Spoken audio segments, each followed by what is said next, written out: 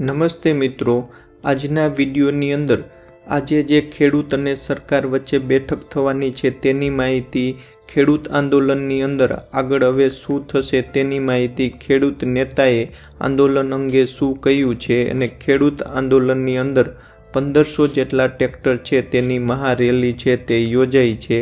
આ અંગેની તમામ વાત તમને આજના વિડીયોમાં કરવાની છે, તો આ વિડીયોને તમે ખાસ અંત સુધી જરૂર જોજો। અને જો મિત્રો તમે આ ચેનલ ઉપર નવા હોય તો આ ચેનલને સબસ્ક્રાઈબ જરૂરથી કરી લેજો। સૌથી પહેલાં આપણે આ વિડીયોની અંદર શું માહિતી મેળવીશું તેની એક ઝલક છે તે જોઈ લઈએ। વિવિધ જિલ્લાની અંદર ટ્રેક્ટર રેલી છે તે યોજાઈ હતી। આ ટ્રેક્ટર રેલીમાં છોકરીઓ છે તે ટ્રેક્ટર ચલાવીને રેલીની અંદર જોડાઈ હતી।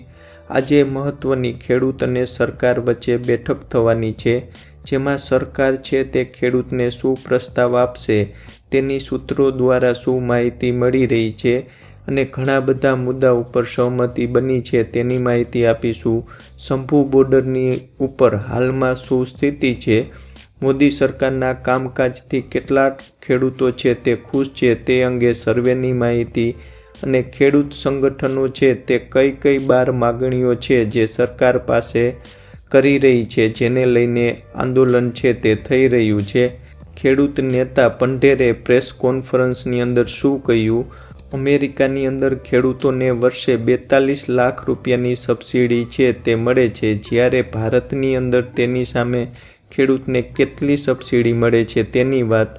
સરકાર MSP કાયદો લાગુ કેમ કરતી નથી તે પણ આ વિડીયોની અંદર આપણે આગળ જણાવીશું। તો આ તમામ મુદ્દાની ડિટેલમાં માહિતી મેળવવા માટે આ વિડીયોને તમે ખાસ અંત સુધી જોજો, જેથી દરેક માહિતી છે તે સાચી અને સચોટ માહિતી તમને મળી શકે। સરકાર અને ખેડૂત વચ્ચે 3 રાઉન્ડની વાતચીત છે તે થઈ ચૂકી છે, પરંતુ હજુ સુધી કોઈ પરિણામ છે તે ખેડૂત આંદોલનને લઈને આવ્યું નથી।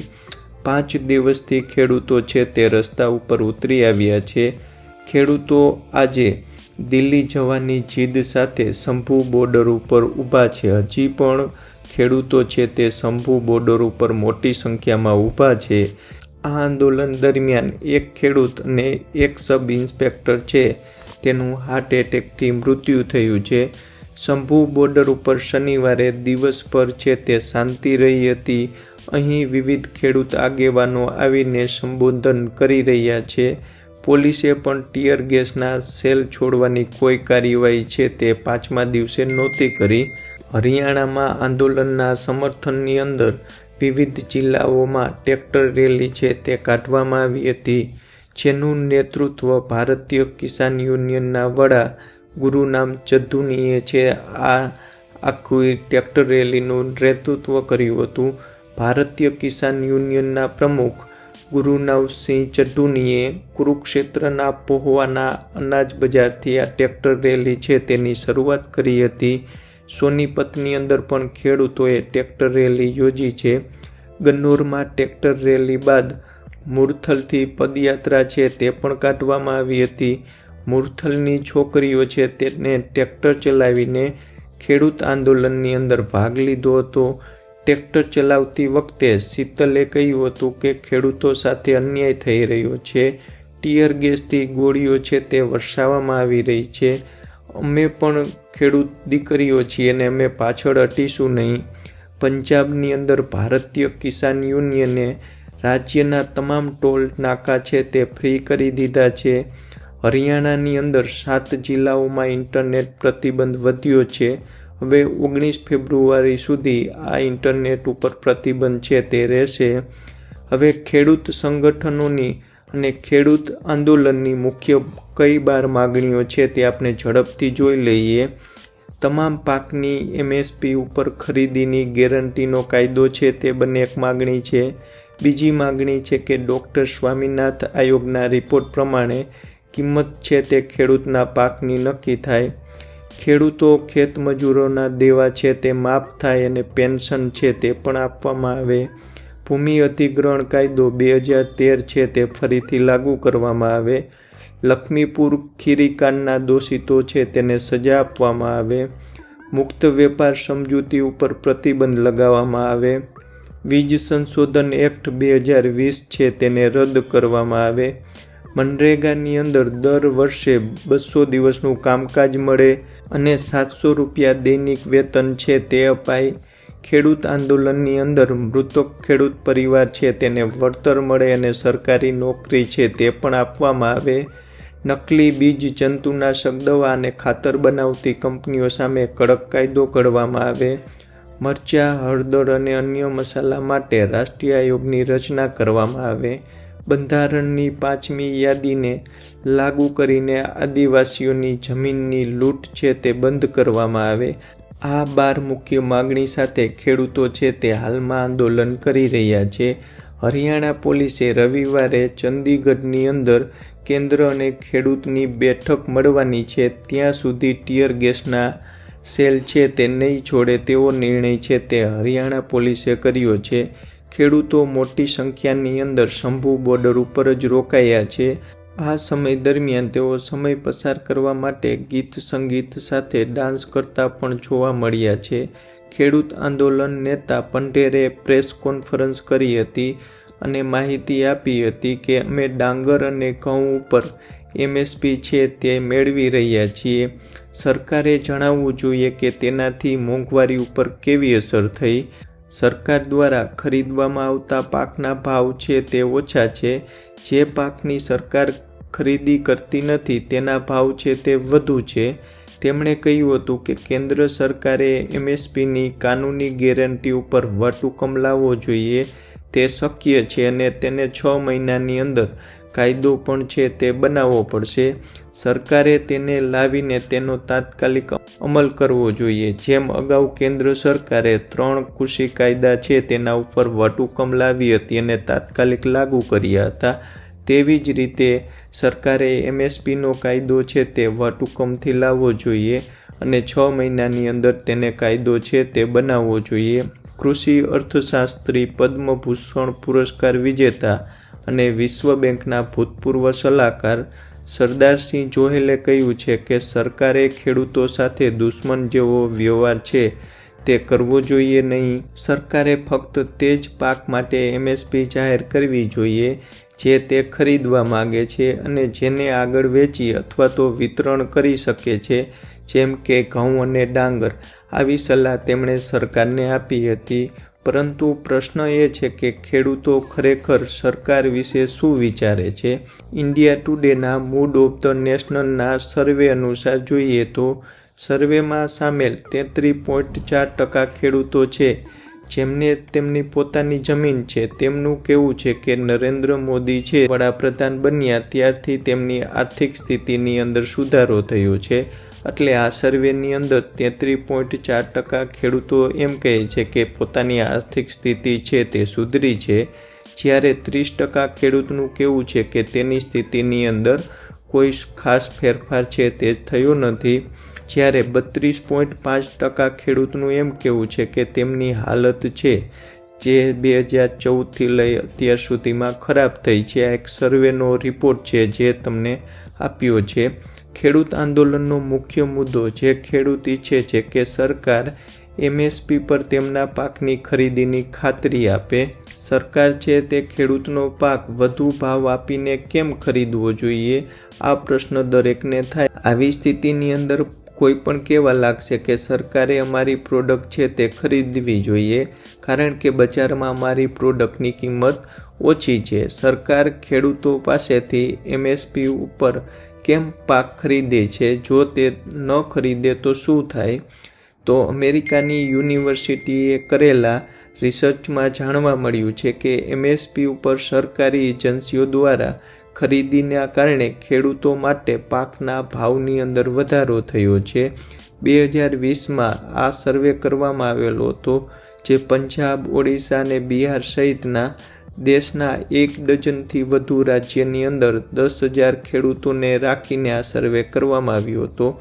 આ રિસર્ચ અનુસાર બિહારના ખેડૂતને ડાંગરના 16% ભાવ છે તે ઊંચા મળ્યા હતા અને ઓડિશાના ખેડૂતને તેમના પાક માટે 0.5% ભાવ છે તે વધુ મળ્યા હતા, કારણ કે સરકાર છે તે MSPના ભાવના આધારે ખેડૂત પાસેથી પાકની ખરીદી કરે છે.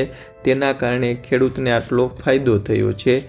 સરકાર ખેડૂતોનો પાક એટલા માટે પણ ખરીદવો જોઈએ કેમ કે દેશની અંદર કોલ્ડ સ્ટોરેજ છે તેનો અભાવ છે. 2021ની અંદર દેશમાં કુલ અનાજ ઉત્પાદન છે તે 311 MT છે, જ્યારે કુલ સંગ્રહ ક્ષમતા છે તે 145 MMT છે.